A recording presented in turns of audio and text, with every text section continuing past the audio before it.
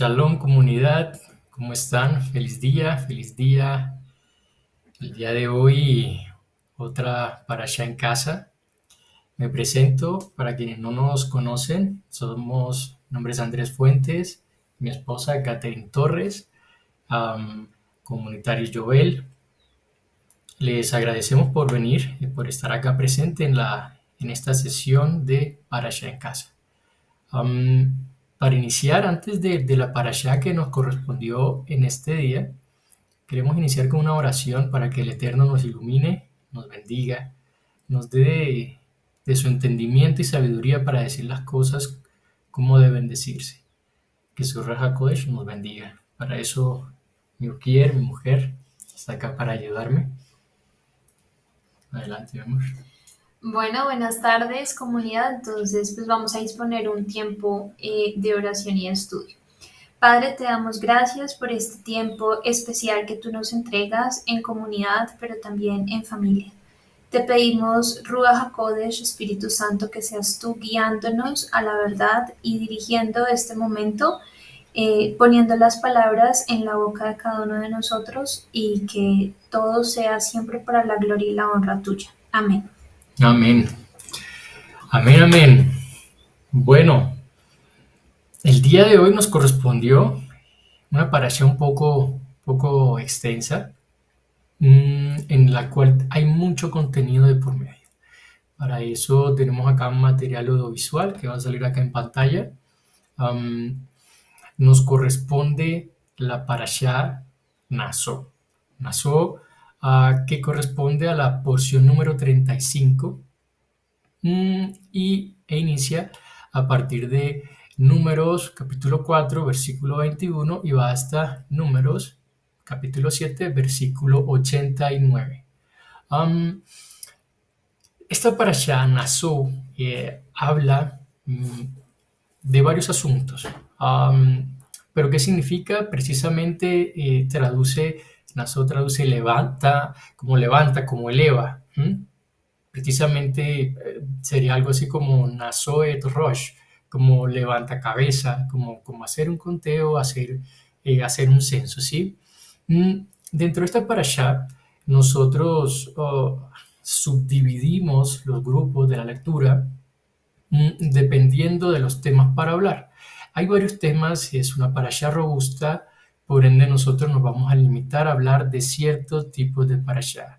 Entonces tenemos la primera subporción que se podría tratar, que la resumimos o la hablamos, damos un título como de los deberes de los levitas. En la siguiente es unas leyes de pureza, la siguiente a esto es leyes de restitución, la ley de la mujer infiel, el voto nazareo o el voto nazir y la ofrenda a líderes de la tribu. Nosotros en la siguiente diapositiva le mostramos que vamos a hablar precisamente de tres enfoques, de tres tipos de subporciones, que serían la ley de la restitución, la ley de la mujer infiel y el voto nazareo.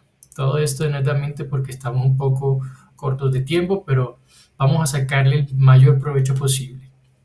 En la siguiente diapositiva vamos a empezar a hablar de lo que es las leyes de la restitución, pero para nosotros empezar a hablar de este tipo de leyes, de este tipo de enseñanza que nos deja el Eterno en su Torah, tenemos que partir como de que como son estudios complejos y que quizás uno no le ve la lógica normal, por lo general tienden a no estudiarse, es decir, no sé, que eso de la mujer infiel, eso ya está como obsoleto, o la ley de restituciones, como que no me cuadra, ¿no? Pero hay que tener algo muy claro, que la Torá se interpreta también de manera espiritual. Nosotros en Timoteo, en segunda de Timoteo, capítulo 3 versículo 16, hablan de que toda escritura es inspirada por Elohim y útil para enseñar, para redarguir, para corregir, para instruir en justicia, a fin de que el hombre de Elohim sea perfecto, eternamente preparado para toda buena obra. Asimismo, en Romanos 7:14 nos dice, porque sabemos que la ley es espiritual, la Torá es espiritual, mas yo soy carnal, vendido al pecado. Entonces, estos dos versículos nos hablan, estos dos capítulos, estos dos libros nos indican que nosotros para poder leer Torah, para poder hablar de la ley, tenemos que hacerlo todo desde el Espíritu. Si el Señor nos da estas porciones, es para nosotros no solamente leerlo textualmente, sino para nosotros profundizar mediante nuestro Ruach HaKodesh y analizarlo en el Espíritu. Entonces, siguiendo esto, vamos a iniciar la siguiente, bueno, la diapositiva actual que tenemos. Vamos a hablar entonces de las leyes de restitución.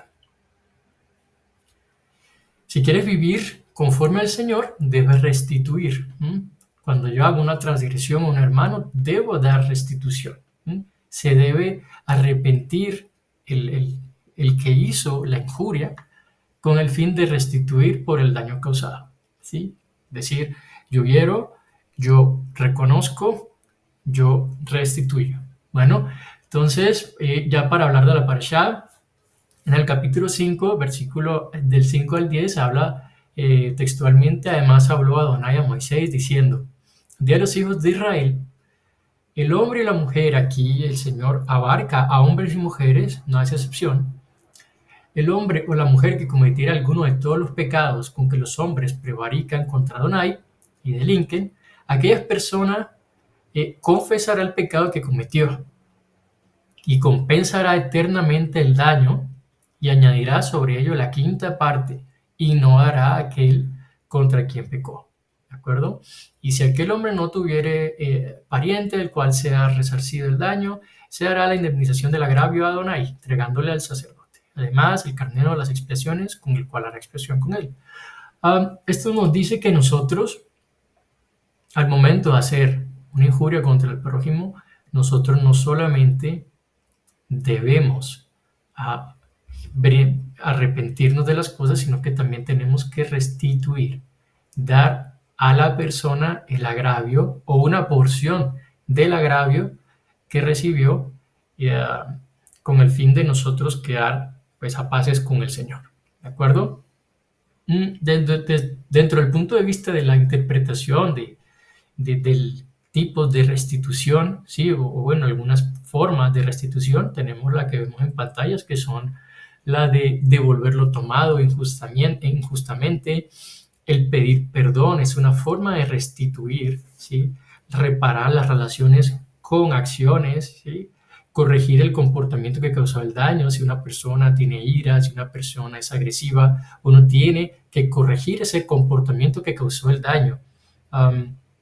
Y por supuesto, no repetirlo. Hay que corregir también el malentendido. El malentendido no solamente a nivel físico, sino también a nivel espiritual. En el momento en que nosotros impartimos o enseñamos una doctrina que no es, o que enseñamos palabra indebida, también nosotros nos afecta y tenemos que corregir los malentendidos y llevar a la verdad y a la fe, que es nuestro Mesías Yeshua. También debemos perdonar a otros. Esa es una forma de restitución, el reconocer que hemos hecho mal y asimismo que cuando nos han hecho mal y no nos han restituido, el perdonar, debemos perdonar. Tenemos que trabajar en el corazón, que el corazón esté dispuesto a perdonar las ofensas. Y la mayor de las restituciones, o lo que consideramos que como la mayor de las restituciones, es ayudar a los necesitados, ¿sí? ¿Por medio de qué? Por medio de Sedaka, que es lo que nosotros más vemos y más nos demanda el Señor. Con esto, este pequeño subtema, damos un poco más de claridad en la parte espiritual, lo que demanda el Señor, de qué le manda Elohim para nosotros frente a leyes de sustitución. ¿De acuerdo? En la siguiente restitución, perdón. En la siguiente diapositiva vamos a ver otro de los subtemas, que es la ley de la mujer infiel. Precisamente en Números capítulo 5, del 11 al 31, nos habla de la ley de la mujer infiel, que es bien conocida como la ley Sotá. Sotá traduce al hebreo que es como descarriarse o desviarse, ¿sí? Vendría siendo una interpretación como la ley de la mujer que se ha desviado. Y esta es una ley sobre celos, ¿sí? Y sobre todo es un mandamiento de estudio espiritual. Nosotros no podemos entrar a esta ley, a este versículo, sin profundizar la parte espiritual. Entonces, esto es una metáfora que Elohim, con la cual Elohim trata a su pueblo, ¿sí? Nos pone a prueba, nos purifica y es misericordioso.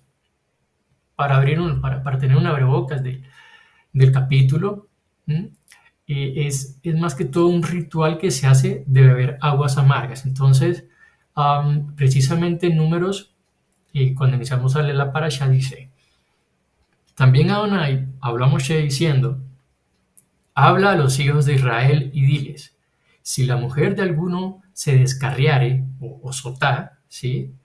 Y le fuere infiel, y alguno cohabitare con ella, y su marido no lo hubiese visto por haberse ella amancillado ocultamente, ni hubiere testigo contra ella, ni ella hubiere sido sorprendida en el acto, si viniera sobre él el espíritu de celos, y tuviere celos de su mujer, habiéndose ella amancillado, o viniere sobre él el espíritu de celos, y tuviere celos de su mujer, no habiéndose ella mancillado, entonces el marido traerá a su mujer al sacerdote. Ojo, el marido la trae al sacerdote, no la acusa inicialmente, no le dice, te voy a castigar, voy a hacer esto contigo, esto y lo otro, sino que la lleva al sacerdote y con ella traerá ofrenda, la 10ª parte de un efa de harina de cebada. No echará sobre ella aceite ni pondrá sobre ella incienso, porque es ofrenda de celos, ofrenda recordativa que trae a la memoria el pecado, ¿sí? Esto más adelante en el versículo 27 habla de que se le dará a beber las aguas a la mujer, y si fuera inmunda y hubiera sido infiel a su marido, las aguas que obran maldición entrarán en ella para amargar, y su vientre se hinchará y caerá en su muslo, y la mujer será maldición en medio del pueblo. Antes de esto, para preparar el agua amarga que se va a tomar la mujer, esa agua amarga, para no leerles todo por cuestión de tiempo, y se prepara con varios ingredientes, incluso en un pergamino se anotan unas ciertas maldiciones, en el agua se meten, se sacan, como que esa tinta queda adentro, y esa agua amarga se la tiene que tomar la mujer. Si ella es libre de pecado, libre de culpa, no le va a pasar nada. Y si es culpable, se le hinchará el vientre y se le caerá el muslo. Como les digo, si ella no es culpable, al contrario, va a ser fértil, ¿sí? Y traerá mucha prosperidad a su vida. Este es un ritual de juramento de inocencia.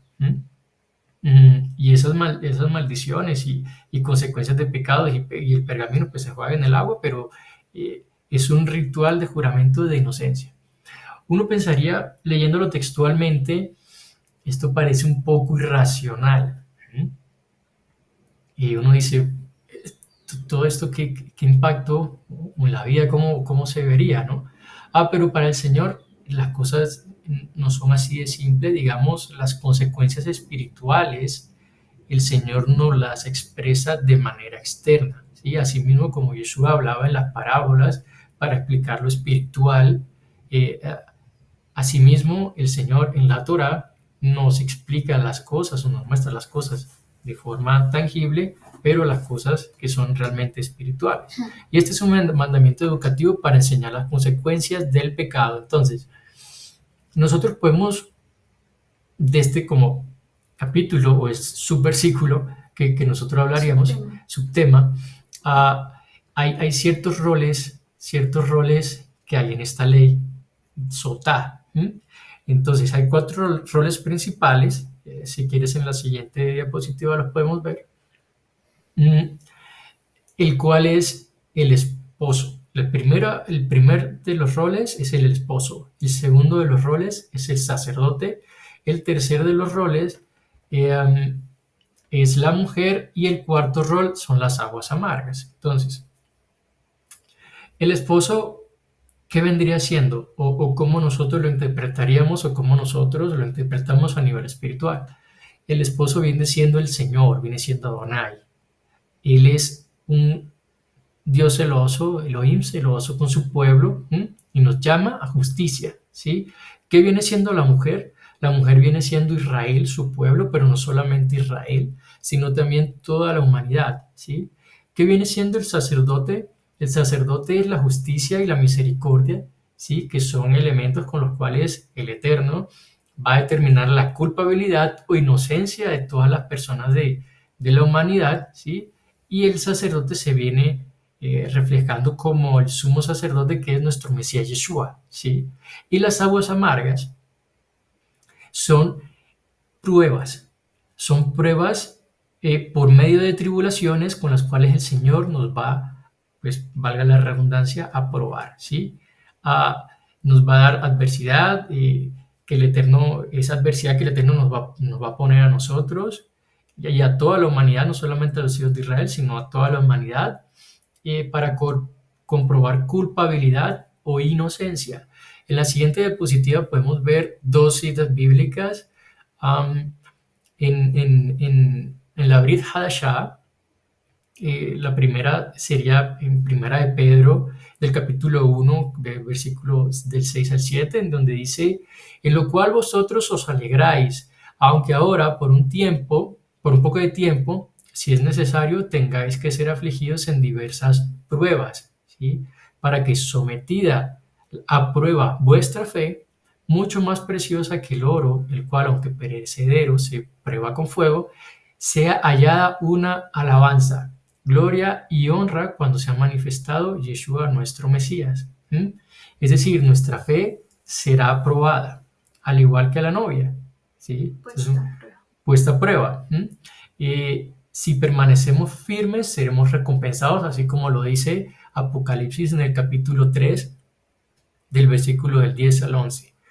Por cuanto has guardado la palabra de mi paciencia, yo también te guardaré de la hora de la prueba, que ha de venir sobre el mundo entero para probar a los que moran sobre la tierra.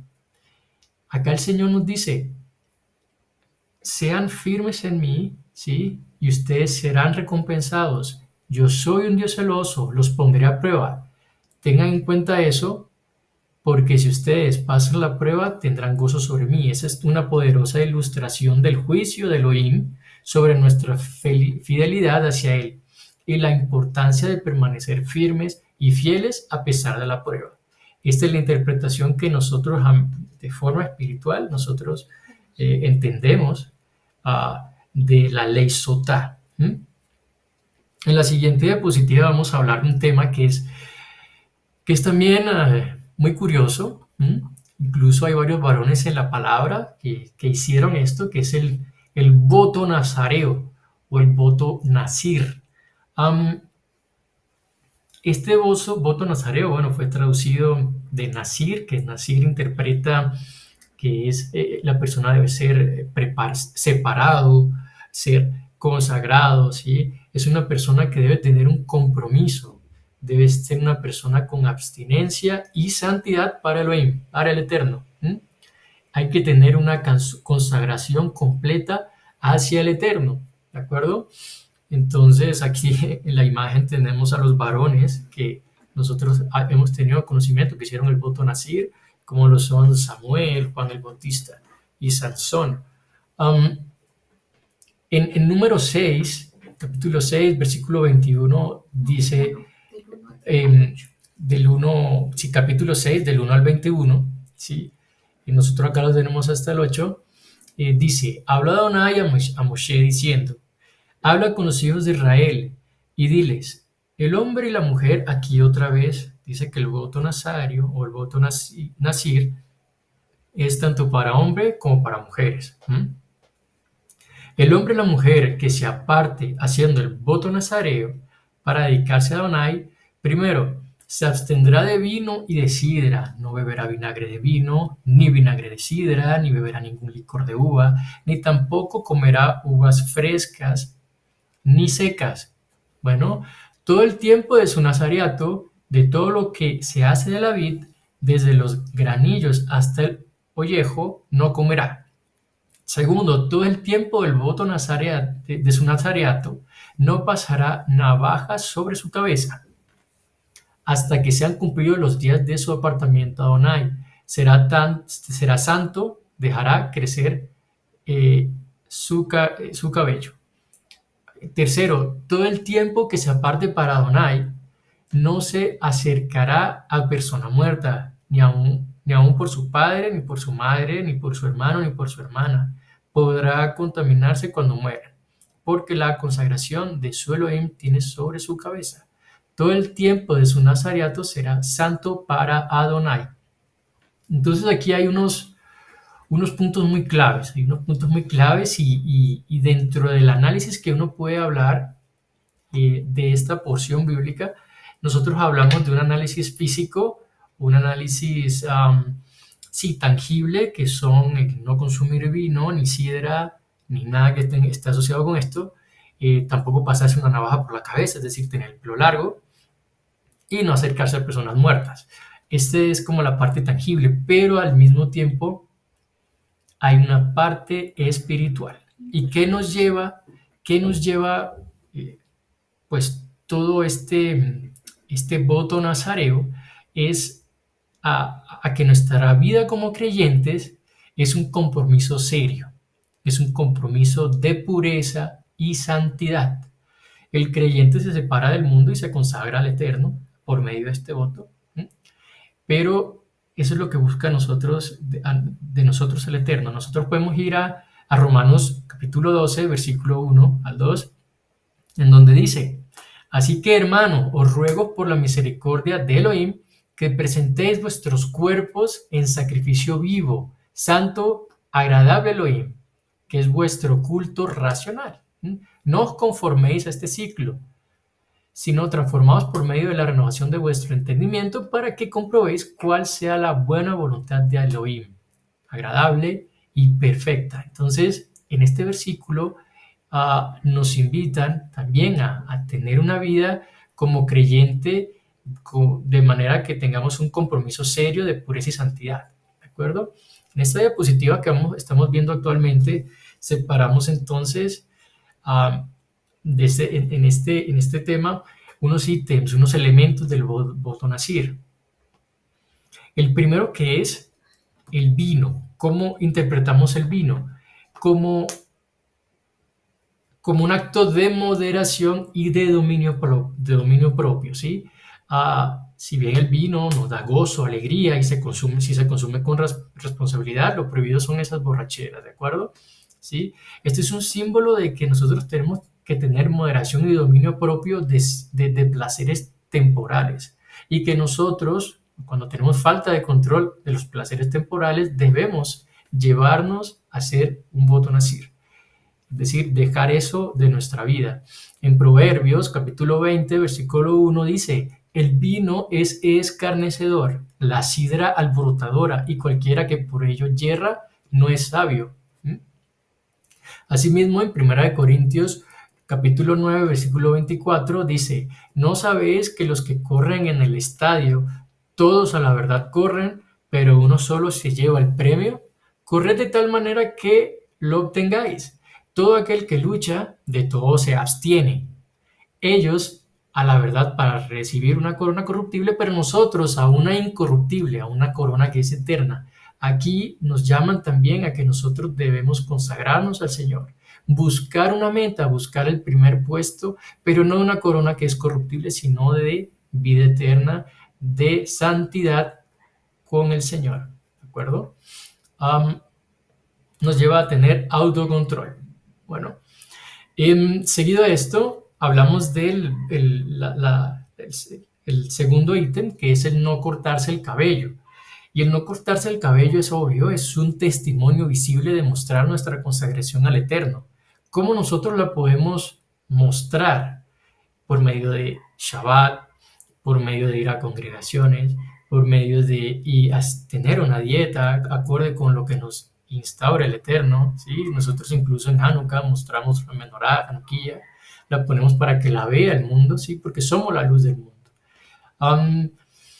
En Primera de Pedro, capítulo 2, versículo del 11 al 12 dice: Amados, yo os ruego, como a extranjeros y peregrinos, que os abstengáis de los deseos carnales que batallan contra el alma, manteniendo buena vuestra manera de vivir entre los gentiles, para que en lo que murmuran de vosotros como de malhechores, glorifiquen a Elohim en el día de las visitaciones al considerar vuestras buenas obras. ¿Sí? Tenemos que ser buenas obras. Tenemos que vivir y mostrar nuestra fe en el Mesías Yeshua, nuestra fe en el Señor mismo, ¿sí? Es decir, de nada nos sirve nosotros hacer todo esto si, por dar un ejemplo, nos estamos colando, eh, no sé, en una fila, vamos a comprar un vino, vamos a comprar una comida, de nada nos sirve hacer eso. Ah, eh, bueno, ir nosotros a practicar las fiestas y demás, y nosotros después estar haciendo esto a nuestros hermanos. Y cuando nosotros hacemos esto, no solamente estamos sirviendo al hermano, sino que estamos pues pecando, ¿sí? No estamos haciendo las cosas bien. Entonces tenemos que pedir perdón a nuestro prójimo, tenemos que arrepentirnos, reconocer lo que hicimos mal y aparte de eso indemnizar. Entonces si el vino costaba un dinero, tenemos que dar una quinta parte si nos colamos, para que lo tengan en cuenta, ¿no? Son cosas pequeñas, pero cosas importantes para el reino de los cielos. Y esta parashá nos invita a que nosotros lo podamos practicar en nuestra vida. Y para finalizar, frente al voto nazareo, voto nazir, eh, está la última parte que es el no acercarse a muertos. Y ok, es importante decir que, bueno, nosotros somos médicos y nos hemos acercado a los muertos, hemos tenido, por lo menos en COVID, tuvimos experiencias con personas muertas y demás. Lastimosamente falleció mucha gente y estuvimos cerca de estas personas, pero nosotros nos apartamos y demás, pero lo que lleva esta parte o esta parte del voto nazareo es, más que alejarse de cadáveres, tiene un simbolismo y es que el pecado eh, bueno, esto nos lleva a evitar el pecado, el no acercarse a los muertos nos lleva a evitar el pecado porque el pecado es muerte en la palabra, ¿de acuerdo? En Romanos 6, capítulo 6, versículo 23 dice: porque la paga del pecado es muerte, mas la dádiva de Elohim es vida eterna en Yeshua nuestro Señor. ¿Sí? Asimismo en Corintios capítulo 15, versículos 55 al 56 dice: ¿dónde está, oh muerte, el aguijón, tu aguijón? ¿Dónde, oh sepulcro, tu victoria? Ya que el aguijón de la muerte es pecado y el poder del pecado la ley. Esto no interpreta que el pecado da poder sobre nosotros y lleva a la muerte espiritual. Nuestro Mesías nos libera del poder del pecado y la muerte, obviamente, ¿sí? Y debemos vivir de una manera diferente y evitar todo lo que nos acerca al pecado. Esto es lo que nos habla eh, esta porción bíblica. Um, para seguir hablando del voto nazareo en la siguiente diapositiva, si quieren, mi amor. Bueno, entonces, pues como decía mi esposo, hay tres cosas que nos deja el voto nazareo, que ya llevándolo a la práctica es la moderación o cómo tener ese dominio propio, cómo vivir y mostrar nuestra fe y evitar el pecado. Y digamos que uno empieza a preguntarse cómo lograr ser santo cuando definitivamente tenemos tantos errores o todos los días fallamos. Y la respuesta, pues Jesús no la da, ¿no? Porque Jesús nos habla que nosotros no vamos a estar solos, pero además de eso, a través de la carta Gálatas nos dejan claro que nosotros necesitamos una cajita de herramientas para poder lograr los objetivos. Y dentro de esa cajita de herramientas van a estar los dones del Espíritu Santo. Dentro de los dones del Espíritu Santo, como lo ven en la diapositiva, precisamente está el dominio propio, ¿no? Está también el amor, está la paciencia, está la fidelidad, características que naturalmente nosotros no tenemos, sino que luchamos en nuestras fuerzas, no vamos a lograr nunca alcanzar lo que Dios demanda de nosotros y Dios lo sabe muy bien y es por eso que él nos regala dos promesas que pues las vemos en la siguiente diapositiva. En la primera de ellas, y pues todos lo recitamos en Deuteronomio 6 del 5 al 6. Dios nos dice: y amarás a Jehová tu Dios de todo tu corazón y de toda tu alma y con todas tus fuerzas. Y estas palabras que yo te mando hoy estarán sobre tu corazón. Es lo primero que Dios nos dice. Entonces Amén. nos dice, nos manda a nosotros tomar una acción por nosotros mismos. Pero más adelante, a través de Jeremías, él es claro con su pueblo y dice: yo sé que aunque ustedes se esfuercen humanamente, pues no van a lograr nunca tener toda la ley en su corazón. Y es cuando Él nos promete que Él nos dará su ley en nuestra mente y que además la escribirá en nuestro corazón. Y que sólo así nosotros lograremos que Él sea nuestro Dios, nuestro único Dios, y que para Él nosotros seamos su pueblo. Y bueno, hasta ahí uno diría: listo, perfecto, alcanzamos, digamos que la meta. Pero resulta que no, porque entonces, ¿por qué tuvo que venir Yeshua? Y la respuesta está en unas palabras que Él nos dice antes de que Él ascienda a los cielos. Él nos dice la promesa más grande que Jesús nos puede dar. Y es que vendrá el Espíritu de verdad, el Ruach HaKodesh, el Espíritu Santo. Y a través de Él vamos a ser guiados a toda verdad. Él nos va a guiar siempre a todas las cosas y nos va a recordar todo lo que el Padre nos ha dicho desde el principio. Entonces, fíjense que ahí Dios nos da las herramientas que necesitamos para cumplir su Torá. Como les explicaba a mi esposo, son leyes que a simple vista, de forma literal, son difíciles de cumplir. Mas, sin embargo, a través de estas tres herramientas que Dios nos da, el Espíritu Santo, la promesa en su palabra de que Él mismo escribirá su Torah en nuestro corazón, y adicionalmente a eso, que Dios valora nuestro esfuerzo humano para poder estar cerca de Él, es que alcanzamos la meta, que es ser santos y apartados para Él. Amén. Entonces, esta era la pequeña porción, pues, que queríamos compartirles. Eso es todo. Gracias y Shavuot Tov. Shabbat para todos. Muchas bendiciones.